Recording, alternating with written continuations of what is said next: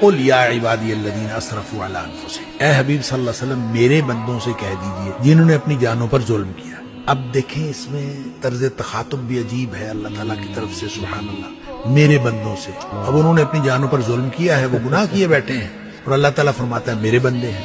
اچھا ان سے کہہ دیجئے کیا لا تقنطوا من رحمت اللہ، اللہ کی رحمت سے مایوس نہ ہو۔ کیوں نہ مایوس ہو؟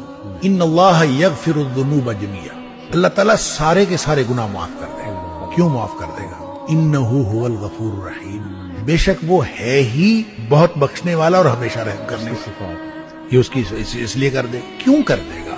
اس لیے کر دے گا کہ تمہیں ایک کام کرنا پڑے گا، وَأَنِيبُوا إِلَىٰ رَبِّكُمْ وَأَسْلِمُوا لَهُ، تم ایسے کرو کہ تم اپنے رب کی طرف جھک پڑو، وَأَسْلِمُوا لَهُ، اور اپنے آپ کو اس کے سامنے سبمٹ کر دو، اپنا آپ اس کے سپرد کر دو۔ اگر یہ کام ایک کام انسان نے کرنا ہے کہ اپنے آپ کو اپنے اللہ کے سپرد کر دے، تو پھر وہ سارے گناہ معاف کر دے گا، پھر مایوس ہونے کی کیا بات ہے؟ صحیح۔